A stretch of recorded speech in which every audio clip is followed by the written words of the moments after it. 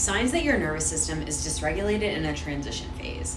So this is Medical Minute for the people who don't feel anxious or depressed, but feel uncomfortable in their own body for no obvious reason.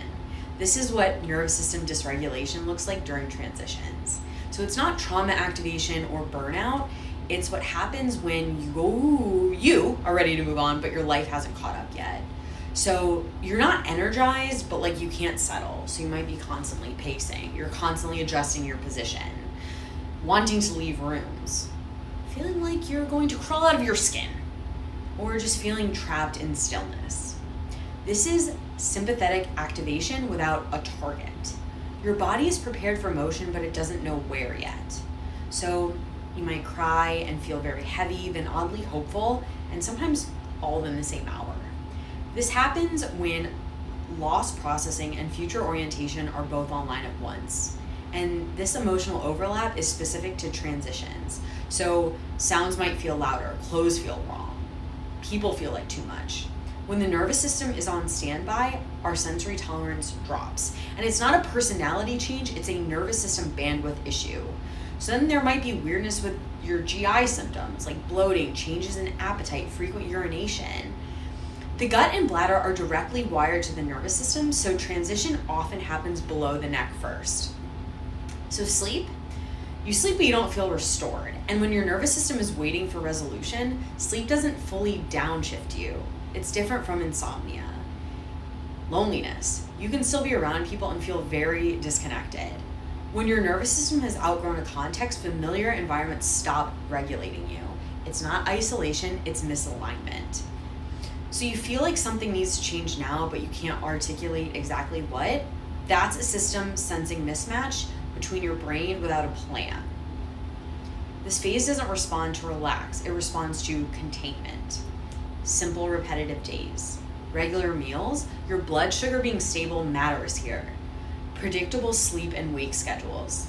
Just finishing small tasks, like me even setting this up today. Limiting future planning at night. You regulate this phase by reducing uncertainty, not by forcing calm.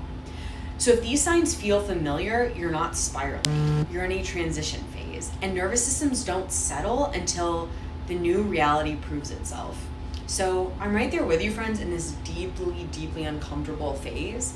So I hope this brings you some form of peace. Again, I know you've probably heard we're in the year of the fire horse. We've been shedding, there's rapid movement, and we just haven't caught up yet. So this is just saying get ready to saddle up, but give yourself that rest and be kind to yourself. I'm constantly reminding myself of that. Be kind to myself. And when I'm feeling like I'm just ready to crawl out of my skin, or all of these symptoms, the pacing, the irritability, I literally just look in the mirror and I'm like, do you know who you are? Do you know how good life is about to be for you? And it sounds a little bit like loony, especially if I'm not feeling good about myself, but I do it over and over and over again. And why I started doing that too is way before Mel Robbins and the Let Them theory, I was listening to one of her audiobooks and she talked about like high-fiving herself daily in the mirror. And that's another thing that I do that helps ground me, especially during massive transition phases. Because every morning I wake up and I high-five myself. Because it's like, who else is gonna cheer me on but me?